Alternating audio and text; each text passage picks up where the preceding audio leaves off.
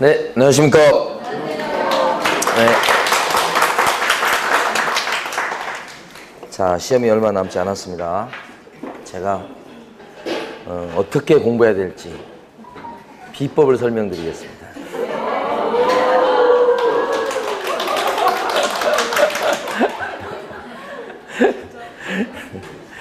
자, 두 가지를 설명드리려고 합니다. 자, 뭐냐면 지금 공부할 때는 과목별로 공부할 때 갈치 토막을 내듯이 토막 공부하면 안 됩니다. 그러니까 첫 진도부터 마지막 진도까지 쫙 끝내야 됩니다. 될 수 있으면 중간에 다른 거 안 끼고. 그러니까 내가 공부했는데 내 실력이 좀 많이 올라가지 않는 것 같다. 근데 공부했는데 좀 자신감이 부족하다. 이유가 뭐냐? 처음부터 끝까지 쭉 안 해서 그래요. 한 과목을. 이 과목 조금 하고 좀 이따 다른 과목 조금 하고 이거 잘 안 쌓여요. 한 과목을 민법이면 민법을 이틀, 3일, 4일 안에 한번 쫙 끝내는 거예요. 그게 중요해요. 그래서 마지막에 가면 막 뭐 하루짜리 특강하고 막 그런 거 있잖아요. 가끔씩 보면 특강이 있더라고요. 그 하는 이유가 그걸 처음부터까지 다 끝냈을 때 요 과목이 이렇게 생겼고 이런 거에 대해서 어느 정도 이제 확신이 드는 거예요. 절대 토막 내서 공부할 때가 아니에요. 처음부터 끝까지 쫙. 그게 필요한 시기예요. 자, 그거 하나. 그러니까 띄엄띄엄 하지 마시고 그렇게 처음부터 끝까지 쫙 끝내는 걸로 그렇게 계획을 짜보셔야 돼. 두 번째는 전 과목을 갖다 공부할 때 처음에 이렇게 한번 봤으면 그 다음번에 볼 때까지의 그 기간이 길면 안 돼요. 이제는 지금까지 보면 2달에 한 번씩 봤잖아. 그러면 안 되는 거고, 그 주기가 지금 남은 기간이 58일인데 예를 들어서 전 과목을 한 번 보는데 예를 들어서 10일이 걸렸다. 이렇게 해낼 수 있어야 돼요. 그럼 그 다음번에 이제 볼 때는 요 주기가 다시 보는 주기가 더 짧아져야 되겠죠? 그 다음번에 할 때는 7일에 한 번 돌린다. 이렇게 계획을 짜셔야 돼. 그 다음번에 또 이제 다시 또 돌릴 때는 7일도 좀 길다. 그래서 5일 이렇게 해서 점점 줄어드셔야 돼.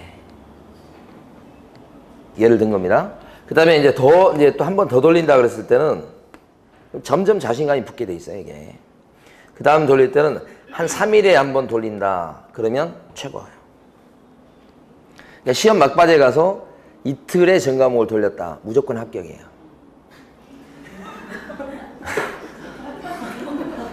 그렇게 하셔야 됩니다. 그래서 이렇게 이제 이 주기를 계속 짧게 해야 되고, 그 과정에서 여러분들이 좀 유념하실 게 뭐냐면, 예를 들어서 200페이지짜리가 있다. 자기가 보는 책이. 이건 시험에 나올 내용을 빠짐없이 다 적어놨겠죠?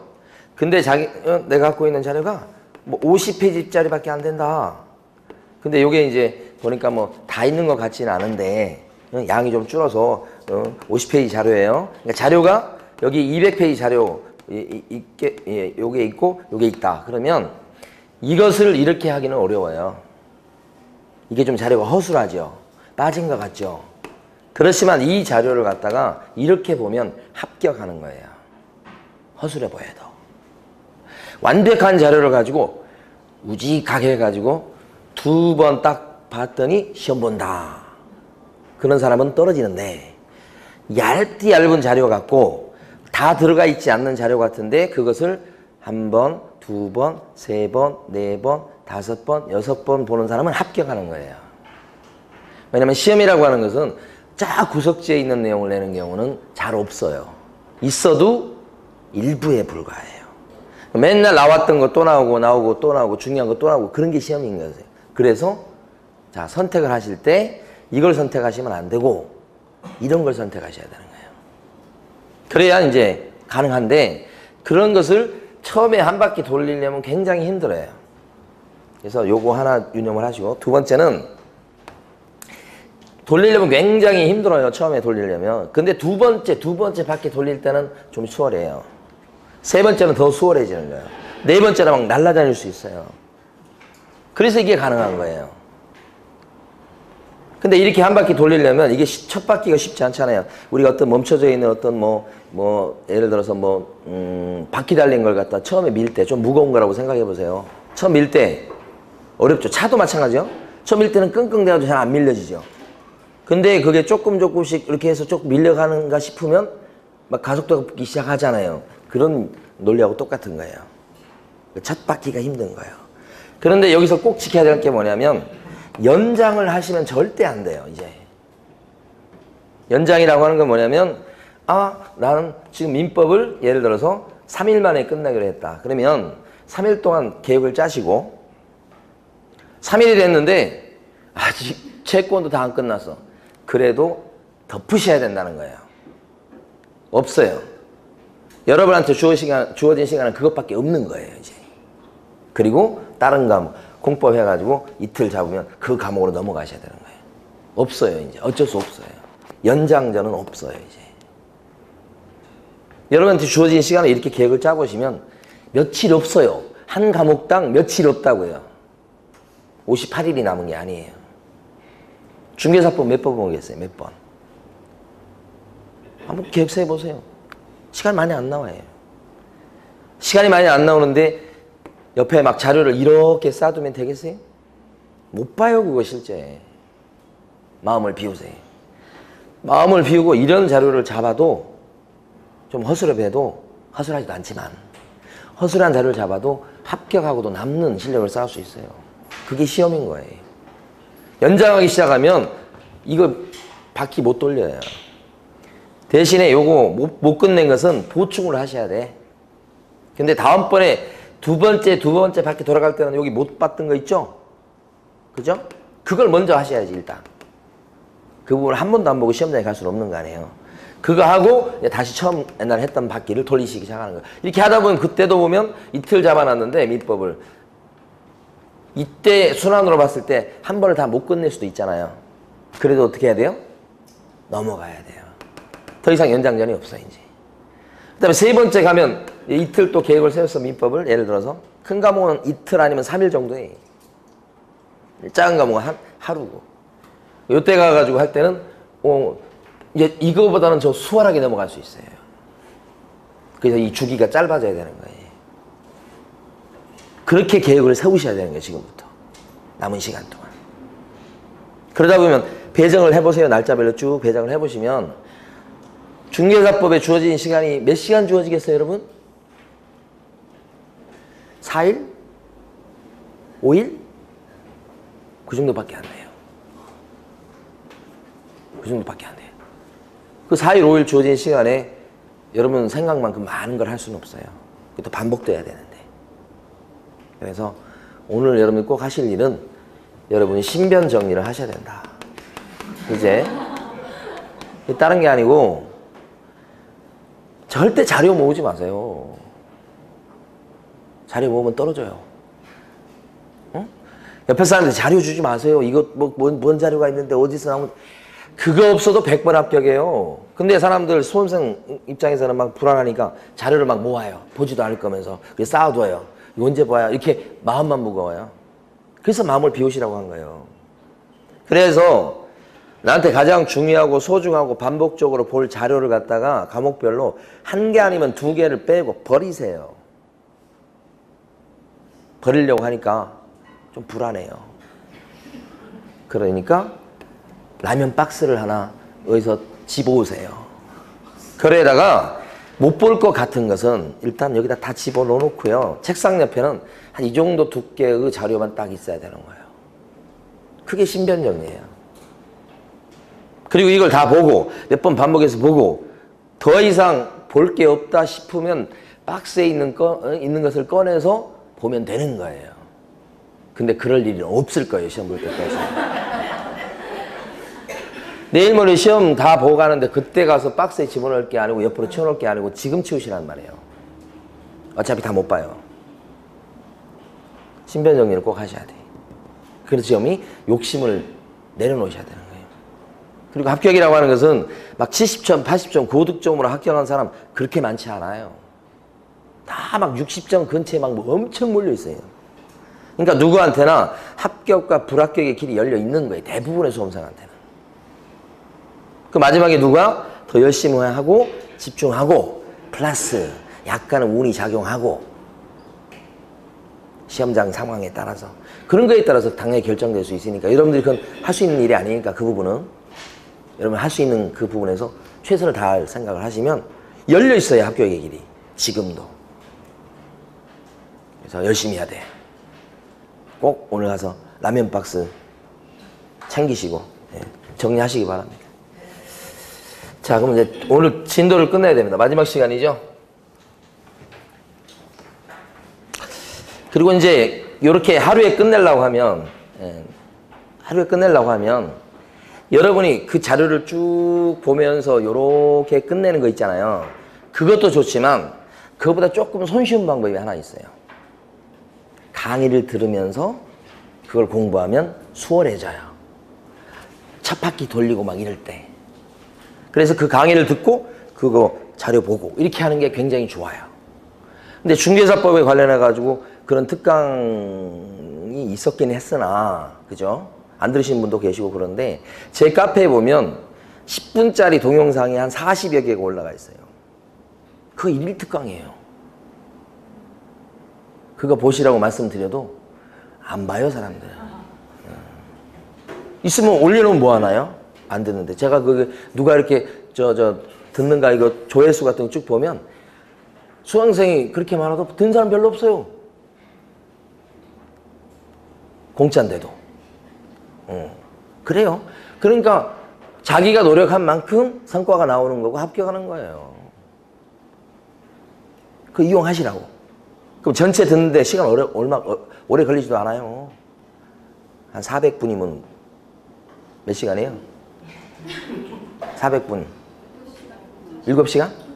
8시간? 뒤에 그 오늘 배우는 주임법, 상임법은 전부 다 풀로 올라가 있어요. 그건 10분짜리가 아니고. 그러면 좀 더 될 거예요. 이용하시라고요. 제발. 네? 자, 오늘 주임법 합니다. 먼저 내용을 먼저 설명드릴 겁니다. 자, 문제를 보는 게 아니라 지금 칠판을 먼저 보셔야 돼요. 저까지 설명드리고 문제 들어갈 거예요. 자, 주택임대차보호법은 왜 만들었습니까? 그러면 국민들의 무슨 생활의 안정? 주거 생활의 안정. 이렇게. 자, 먼저요. 주택임대차보호법은 어느 때 적용되느냐와 관련해서 세 가지 중요한 내용을 아셔야 돼. 자, 법인은요. 주거 생활에 있어요, 없어요? 법인. 잠자는 거. 없으니까 주임법이 적용되지 않아요. 자, 근데 적용되는 경우가 있죠. 누구예요? 두 군데인데, 두 가지인데. 토지주택공사 이런 데랑 그 다음에 또요? 중소기업. 그때는 예외적으로 대항력 인정해주고 뭐 그런 거 있죠. 자, 두 번째는 일시 사용으로 위한 임대차가 명백했다. 그때는 보호 못 받죠. 고시원. 자, 세 번째는 담보 목적으로 임대차 계약을 형식을 빌려놨다. 담보 목적으로 돈 받아내려고. 그랬을 때는 주임법에 따른 보호를 받을 수 없죠. 이렇게. 세 가지. 자, 두 번째. 주택임대차보호법은 최단 존속기간 얘기가 나옵니다. 그래서 먼저 기간을 정하지 않거나 또는 2년 미만으로 임대차 계약기간을 정해놨다. 이런 상황. 그랬을 때는 임대차 계약기간은 법에 따르면 몇 년이 됩니까? 2년. 자, 그랬을지라도 임차인은 어떻게 할 수 있죠? 2년 미만으로 정한 기간에 유효함을 주장할 수도 있다. 누가 주장할 수 있다고요?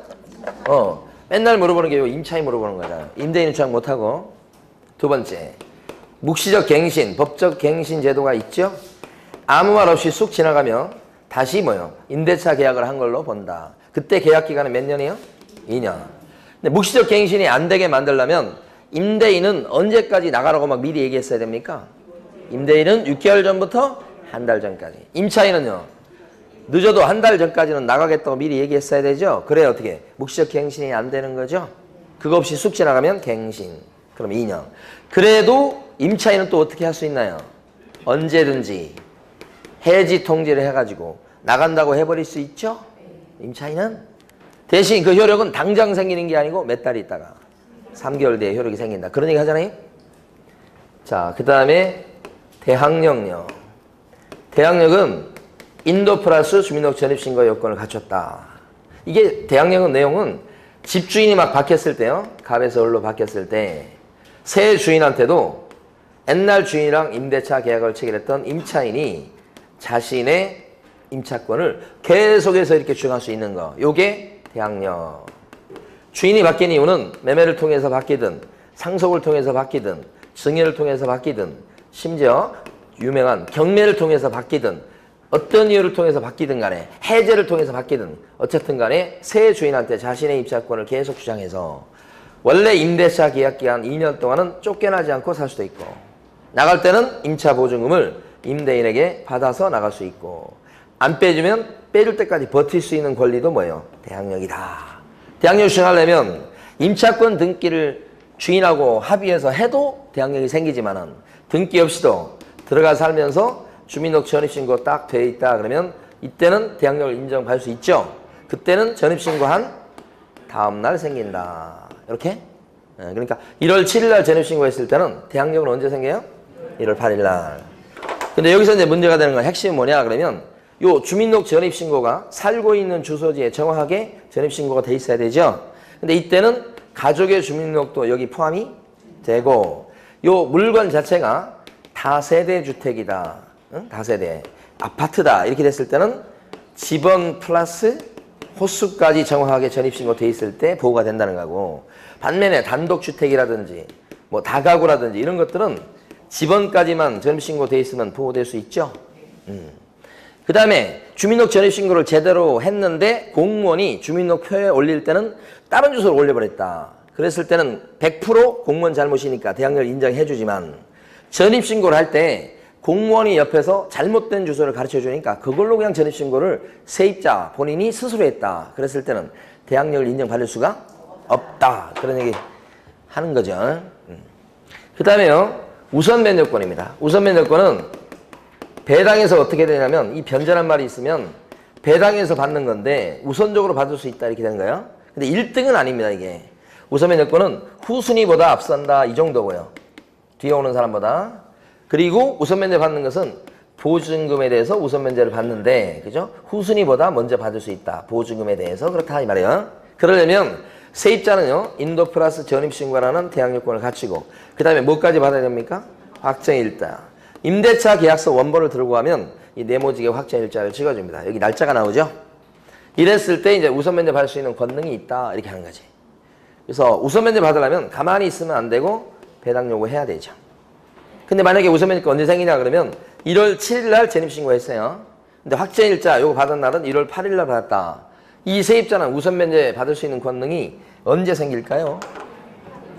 이것도 효력을 발생하고 이것도 효력을 발생한 가장 최후 시점이죠. 그게 1월 8일이죠. 1월 8일은 시간을 못 따집니다.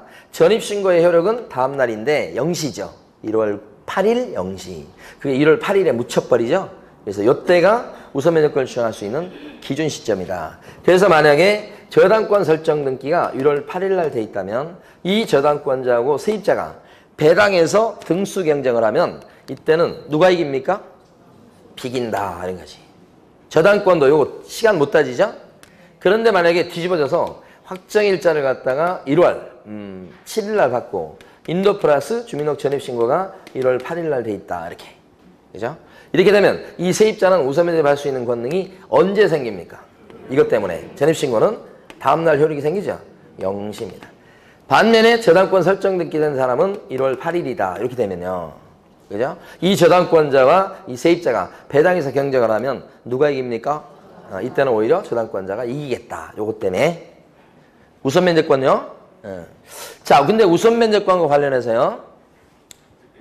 자, 중요한 거. 아까 여기 지금 대항력과 관련해서 이런 내용 아시죠?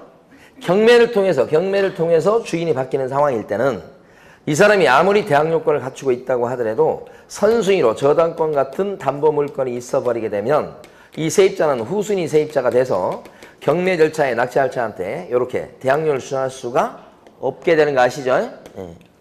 자, 그런데 이 우선 면제권과 관련해서요. 자, 두 가지 중요한 걸 설명드립니다. 첫 번째는 뭐냐면 이 세입자가요. 세입자가 대항 요건을 갖춰서 대항력을 주장할 수 있는 그런 자격도 있고 그 다음에 확정일자 받아서 우선변제권도 주장할 수 있는 자격이 있는 상태예요. 근데 이 세입자가 두 길을 동시에 갈 수는 없어요. 이건 살겠다는 것이고 계속 이건 나가겠다는 뜻이니까 동시에 갈 수 없는데 이쪽 길을 택했습니다. 배당력으로 해가지고. 그런데 배당에서 받아보니까 보증금을 다 못 받은 거예요. 그랬을 때는 어떻게 해요? 다시 돌아와서 원래 대항력을 주장할 수 있었던 사람이니까 받지 못한 배당에서 받지 못한 보증금에 대해서 새로운 주인한테 여전히 뭐예요? 대항력을 주장해 버릴 수 있는 거 아시죠? 다시 돌아올 수 있는 거? 시험에 많이 나옵니다, 이거. 그러니까 이 사람이, A라는 사람이 이것도 주장하고 이것도 주장할 수 있는 그런 자격이 있었는데 이쪽 길을 택했다 이겁니다. 동시에 갈 수는 없으니까. 근데 가가지고 못 받았어요, 배당을 다. 그러면 돌아와서 뭐예요? 못 받은 보증금에 대해서 마저 대항력을 주장해 버릴 수 있다. 주택이 됐든 상가가 됐든 계속 출제되고 있습니다. 그 다음에 이제 뭐가 있냐면 이 금융기관이 우선변제권을 갖다가 승계하는 그런 경우가 있어요. 금융기관이 세입자로부터 확정일자 받은 세입자로부터 보증금만한 채권을 양수해요. 세입자로부터. 그렇게 되면 우리 법은 우리 금융기관은 우선변제권을 승계한다고 봐요. 조문입니다. 출제가 이렇게 합니다. 누구 채권을 산다고요? 세입자의 보증금만한 채권을. 그러면 우선변제 받을 수 있는 권능을 승계하게 돼요. 근데 아직까지는 임차인이 된 게 아니기 때문에 이 금융기관이 자기 마음대로 임대차 계약을 해지할 수 있겠습니까? 이건 해지는 자기 마음대로 못하는 거예요. 그렇지만 자신의 우선변제 받을 수 있는 권능을 지키기 위해서 임차인을 대위해가지고 뭘 할 수 있죠? 임차권 등기명령 신청은 할 수가 있다. 출제가 유력합니다. 해지는 못합니다. 근데 임차권 등기명령 신청을 할 수가 있다. 이런 거죠. 자, 그 다음에요. 최우선 변제권이 있습니다. 최우선 변제권은 변제란 말이 있기 때문에 배당해서 받는 거고 받으려면 가만히 있으면 안 되고 배당 요구해야 되는 거고요. 근데 이 최우선 변제권은 최자가 있어서요. 배당해서 받을 때 어떻게 받느냐. 이건 진짜 1등으로 받는 거예요. 특히 중요한 것은 선순위 권리자가 있다고 해도 제끼고 받는 거예요. 그죠? 그래서 선순위보다도 더 먼저 받습니다. 다만 보증금 전부를 보장해 주는 건 아니고 보증금 중에서 법이 인정하고 있는 일정 금액까지만 세칙을 할 수 있게 되죠. 이게 바로 뭐예요? 최우선 변제권. 이거 정말 1등으로 배당받는 겁니다. 이렇게 되려면 이 세입자 같은 경우에 인도 플러스 전입신고라는 대항력권을 갖추고 그 다음에 소액에 들어가면 됩니다. 이렇게. 근데 그 대항력권은 중요한 것은 언제까지 갖추고 있어야 되냐면 임차 목적물이 경매 넘어가기 전까지는 뭘 갖춰야 돼요? 대항력권. 이게 마지노선입니다. 그리고 소액에 들어가야 됩니다. 확정일자는 필요 없어요. 왜냐하면 어차피 최우선 변제권은요. 세치게 하는 것이거든요. 그렇기 때문에 확정일자는 등수 매기려고 지금 받도록 하는 거고요. 그래서 확정일자는 의미가 없다. 소액에 들어가면 되죠. 이 소액 보증금의 규모는 암기할 필요 없습니다. 막 지역마다 틀리죠. 또 시기에마다 틀리죠. 그럼 최우선 변제권에서는 두 가지를 주의하시면 돼요. 첫 번째는 소액 임차인들이 많이 있다. 그러면 소액 임차인들이 가져갈 몫을 제한할 필요가 있다. 선순위 권리자를 보호하려고. 그래서 소액 임차인의 몫은 낙찰가예요. 주택가액으로 표현합니다. 조문에서는 2분의 1을 뭐예요? 넘지 못하죠? 2분의 1까지가 소액 임차인의 몫이고 이 사람이 소액 임차인에 들어간다. 그 다음에 얼마를 최우선 변제받게 된다. 이런 금액 같은 것은 시기마다 틀리다고 그랬죠? 그래서 혹시 선순위로 저당권 같은 담보 물건이 설정돼 있을 때는 그 저당권 설정 등기일 그때 시행됐던 법을 따라간다고 그랬습니다. 무조건 현행법에 따라서 소액 여부를 따지는 게 아니고 그러니까 현행법에 따라서는 소액으로 딱 보이는데 그죠? 그런데 옛날 법을 따라갈 경우가 나올 수 있다. 선순위로 저당권 같은 게 있을 때는 그 당시 법 그러면 경우에 따라서는 소액이 안 들어가고 혹시 소액에 들어가도 최우선 변제 받는 금액이 적을 수 있다. 그 얘기하는 것이 최우선 변제권. 그 다음에 이제 뭐가 있냐면 임차권 등기명령 신청제도가 있죠. 임차권 등기명령 신청제도. 이건 임대차가 종료가 됐었어야 돼요. 끝났는데도 임대인이 이런저런 사정으로 보증금을 지금 못 빼주고 있는 상황이다. 그런데 그 세입자는 입장에서는 이사를 가고 싶다 이런 거죠. 주소를 이전하고 싶다 이런 얘기죠. 근데 바로 이사 가거나 주소를 이전해버리면 대항 요건을 상실하게 되니까 대항 요건 우선 면제권이 다 날아갈 수 있죠. 그래서 이제 대항 요건 우선 면제권 상실하지 않도록 하기 위해서 자, 요 세입자는 이때 어떻게 할 수 있냐. 혼자서 법원에다가 임차권 등기 해주세요라고 임차권 등기 명령을 신청할 수 있다. 혼자서. 그래서 임차권 등기를 딱 해놓고 이사를 가거나 주소 이전하면 주소 이전하고 이사 가더라도 대항력과 우선 면제권은 어떻게 해요? 유지할 수 있죠? 이게 첫 번째 효력입니다. 상실하지 않는 거죠. 만약에 임차권 듣기 전에 대항력과 우선 면제권을 하나 더 갖고 있지 않는 세입자다. 그렇게 됐을 때는 대항력과 우선 면제권을 취득하게 되는 경우도 나올 수 있으나 이런 경우는 드물고 대부분 어떻게 됩니까? 유지이죠. 이러면서 들어간 임차권 듣기 명령 신청하면서 들어간 비용은 싹 누구한테 물릴 수 있죠? 임대인 탓이니까 임대인한테 달라고 할 수 있겠죠? 근데 시험에서 또 중요한 것은 사실 기본적 내용이고 중요한 것은 나중에 결국은 임대인이 보증금을 반환해 주는 것과 반환 그 다음에 임차인이 임차권 등기를 말소시켜 주는 것은 동시이행 관계에 있습니까? 요게 선이행 의무다. 등기가 돼 있는 사람은 꼭 배당 요구해야만 배당에서 우선 면제 받게 됩니까? 임차권 등기 돼 있는 사람은 배당 요구 안 해도 우선 면제 받을 수 있다 이렇게 하는 거죠. 그 다음에 임차권 등기가 등기됐다 이렇게 뜬 뒤에 그 집이 이제 비었을 가능성이 높으니까 그 뒤에 들어온 새로운 임차인이 있는데 그 새로운 임차인이 소액 임차인이더라 이 말이에요. 그럼 소액 임차인은 최우선 면제 받을 수 있는 권능을 행사할 수 있나요? 없는 것이. 이거 새치기 하는 거니까 선순위 임차권 등기한 사람을 해칠 수 있는 그런 여지가 있죠. 그래서 아무리 소액 임차인이 들어가도 새치기는 못한다. 이렇게 인정을 하고. 그 다음에 이제 7번째가 뭐냐면 정보 제공 요청입니다. 자, 정보 제공 요청 이렇게 되면 이게 확정일자 부여기관에 가서 정보를 달라고 할 수 있는 겁니다. 확정일자 부여기관. 어디죠? 확정일자 어디서 받죠? 주택은? 뭐 등기소, 공직사무실, 주민센터, 읍사무소, 면사무소 엄청 많아요. 부여기관. 거기 가서 정보 달라고 할 수 있는 거예요. 이때요. 두 가지로 나눠서 이해관계에 있는 사람은 이해관계인 그러면 가장 대표적인 사람이 현재 임차인이에요. 이 사람 같은 경우는 정보 제공 요청을 할 수 있어요. 그래서 내가 지금 세입자인데 지금 세입자가 도대체 몇 명이나 되는지 계약기간은 언제까지 되는지 혹시 소액은 몇 명이 있는지 배당에서 경쟁 상대이기 때문에요. 그런 정보를 캘 수 있도록 해야 됩니다. 그러니까 이럴 때는 임대인의 동의 필요합니까? 동의 없이도 정보를 제공 요청할 수 있죠. 이 경우는. 근데 그게 아니라 이해관계인이 아니고 이게 출제가 이렇게 합니다. 임대차계약을 체결하려는 자다 이렇게 나와요. 임대차 계약을 이제 막 체결하려는 자예요. 하려는 자. 아직 임차인 아니죠? 자, 이런 사람도 이런 정보를 캘 필요가 있어요. 그랬을 때는 여기 가서 정보 제공 요청할 수 있는데 반드시 그때는 뭐가 필요합니까? 임대인의 동의가 있어야 되겠다. 동의 없이 정보 제공 요청할 수 있다면 틀려버립니다. 중요한 거. 그죠? 그 다음에 이게 안 했습니다만은 증액과 관련해서요. 증액. 시험이 잘 나오죠? 임대차 계약 기간 동안에 보증금이나 월세를 올릴 수 있죠? 그 다음에 깎을 수도 있죠?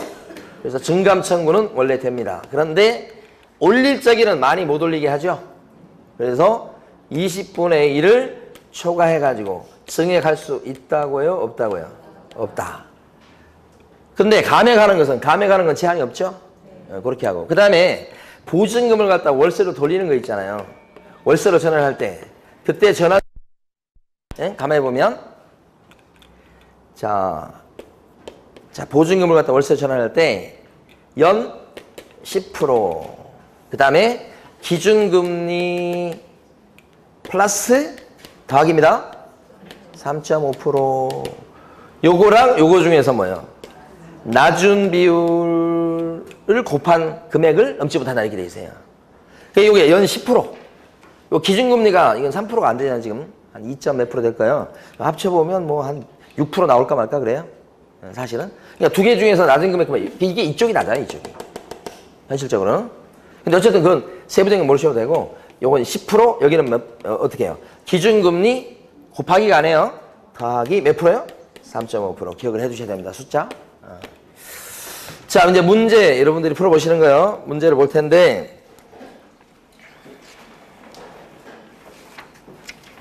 교재는 어디 있는가?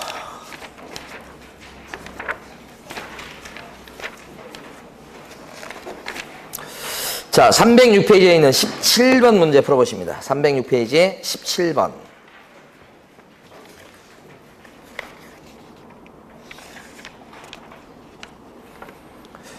자, 17번의 1번은 소유자가 바뀌었다 그랬을 때 새로운 그 소유자한테 임차권을 주장할 수 있는 것이 대항력이죠. 그러니까 있다라고 해야 되고. 2번 지문은 개업 공인중개사가 분쟁 조정을 신청할 수 있는 게 아니고 거래 당사자인 임대인과 임차인, 그 거래 당사자가 분쟁 조정 신청할 수 있어요. 개공이 신청해야 되는 것도 아니고 해야 된다는 말도 틀리고 법조문은 당사자가 신청할 수 있다 이렇게 돼 있어요. 3번 아실 거고요. 4번 질문은요. 요거 우선 면역권을 승계한 금융기관이에요. 그때 만약에 세입자가 임차권 등기했던 게 임차권 등기 명령 신청을 대의회에서 할 수 있다고 그랬어요. 근데 임차권 등기했던 게 그게 없어져 버리면 그때는 대항력권을 상실한 게 돼서 우선 면역권도 날아가 버려요. 그러니까 임차권 등기를 대의회에서 함으로써 우선 면역권을 지키려는 거예요. 근데 혹시 어쨌든 임차권 등기가 없어지면 우선 면역권도 사라진다 이 뜻이에요. 그 다음에 5번은 거기 나와 있는 그 주택임대차 계약서의 그 표준서식은 반드시 써야 되는 건 아닙니다. 그래서 오른쪽 페이지 보면 해설의 5번 보세요. 법무부 장관이 서식을 정해서 권고한 임대차 계약서를 갖다가 우선적으로 쓰긴 써야 되는데 당사자가 합의한 다른 서식이 있을 때는 그 서식을 써도 괜찮다 이렇게 돼 있어요. 그러니까 반드시 써야 되는 건 아니죠. 그래서 5번도 틀렸습니다. 옳은 건 몇 번입니까? 4번입니다. 18번 풀어보시고.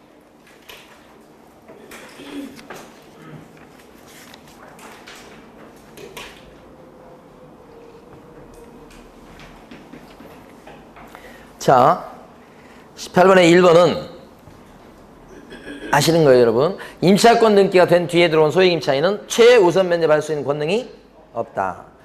다 토지주택공사나 지방공사 같은 경우는 예외적으로 주택임대차 보호법에 따른 보호를 받는 경우가 있죠. 그러니까 2번 틀린 겁니다. 적용이 없다 이렇게 하면 틀린 거죠.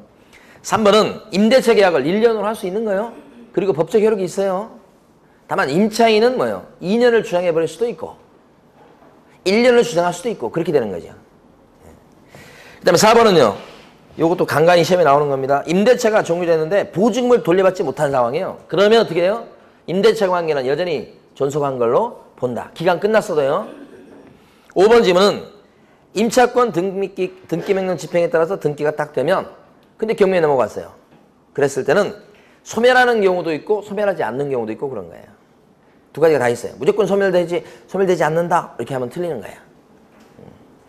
그러면 임차권 등기 요게 저당권보다 뒤에 임차권 등기가 돼 있어. 그럼 경매 넘어갔잖아요.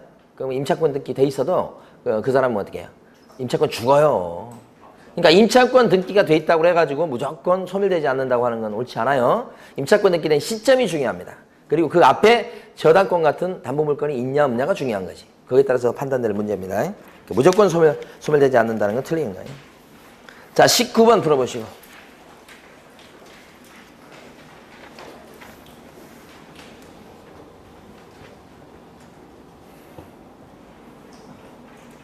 자, 19번에서 틀린 것은 3번입니다. 항고할 수 있죠?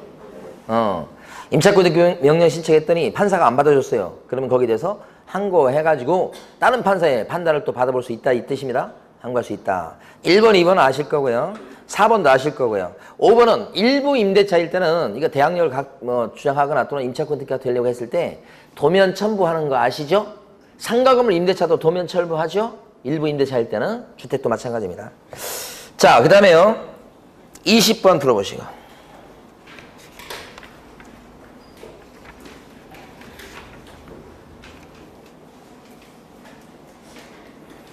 자, 20번인데요. 여기 법인 중에 보면 중소기업만큼은 직원 명의로 주민등록 해놓고 막 그러면 예외적으로 대항력을 인정받습니다. 중소기업인 임차인이. 그러니까 여기 보면 보호대상이다 그러면 안 되지. 중소기업 빼고는 직원 명의로 해놨다고 해서 보호되는 건 없단 말이에요. LH공사나 지방공사는 직원 명의로 주민등록 전입신고 하는 게 아니에요. 저소득층 이런 사람들이 주민등록 전입신고하고 이렇게 된 거니까 이건 의미가 틀리는 거예요. 보호대상이 다 그러면 안 돼요. 보호대상이 뭐예요? 아니다. 2번은요. 아실 거고. 3번은 이게 어떤 의미냐면 임차인이 미성년자예요. 대학교 1학년 예를 들어서. 그런데 미성년자는 자기 혼자서 계약을 체결하지 못하잖아요. 그러니까 부모가 친권자가 대리계약을 하는 거예요. 대리계약하면 그때 임차인은 그래도 누구예요? 미성년자예요. 그 미성년자는 보호가 돼야 안 돼요? 된다. 그런 의미예요. 그러니까 이 의미 자체에서 그런 의미로 써놓은 건데 정확히 의미 전달이 됐는지는 모르겠어요. 지문에서는. 어쨌든 그런 뜻이에요. 이게. 아버지 이름으로 계약을 체결했다. 그럼 아버지가 임차인인 거예요. 그거.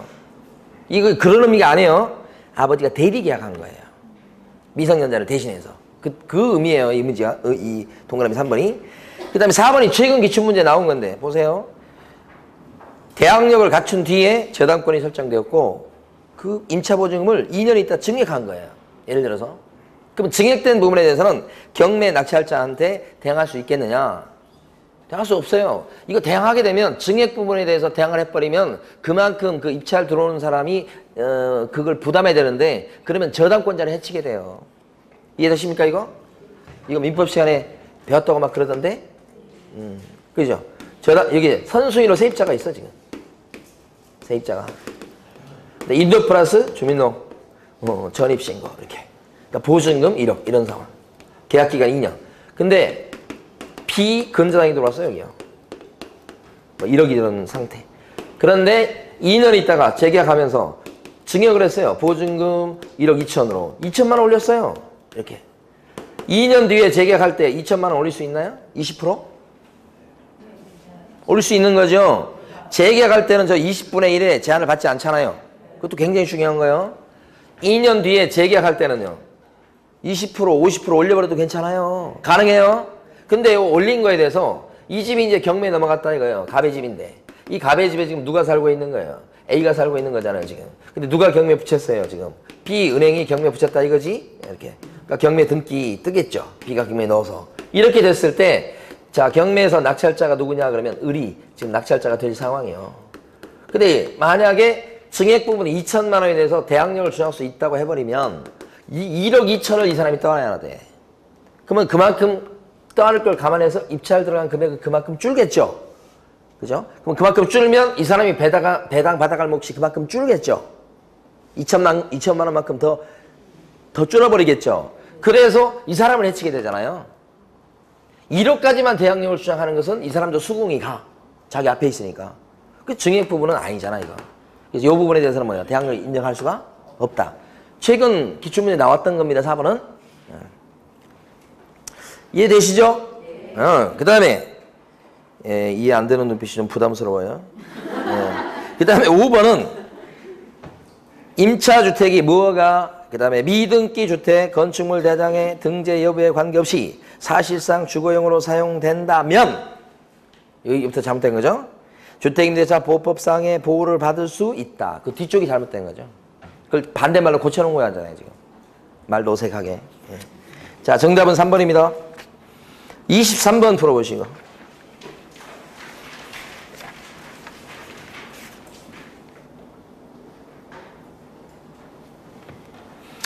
자, 23번의 1번은 증감 청구할 수 있다. 이건 아실 거고요. 그리고 2번은 아까도 했었습니다. 무조건 소멸된다 그러면 안 된다고 그랬죠. 소멸되지 않는다. 무조건 그러면 안 된다고 그랬어요. 소멸하는 경우도 있고 소멸하지 않는 경우도 있다. 아까 했었고요. 3번 지문은 뭐 이건 아실 거고. 4번 지문요.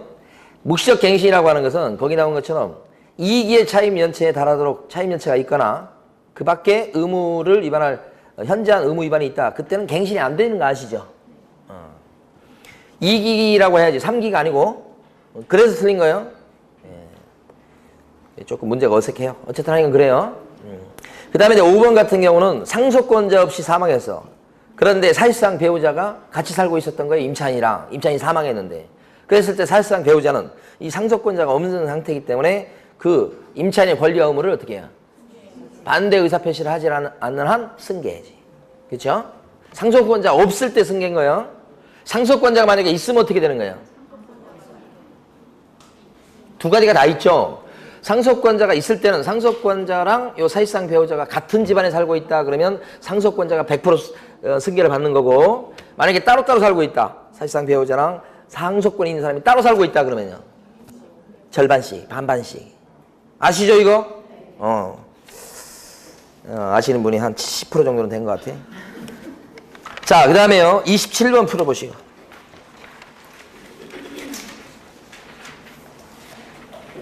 (27번이요)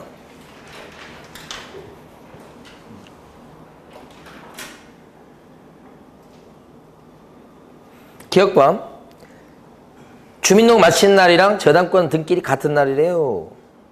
그러면 경매 낙찰자 매수인에게, 낙찰자랑 매수인하고 같은 말이에요. 대항력이 있어요 없어요? 없지. 같은 날이면 전입신고가 다음날 효력이 생기는 걸로 넘어가 버리잖아요. 그러니까 이건 후순위 세입자가 되죠.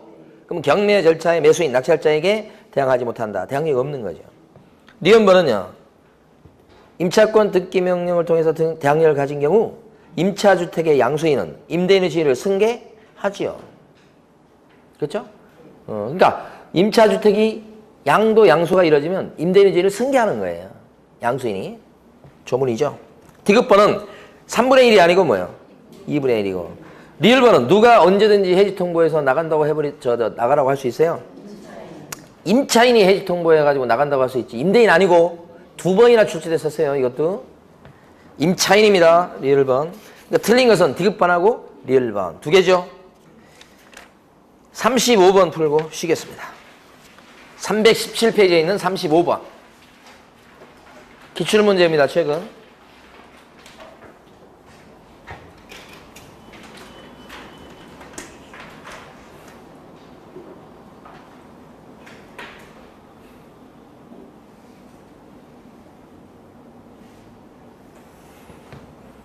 자, 1번은 공증인으로부터, 이게 확정일자 찍어줄 수 있는 그런 기관 맞습니다.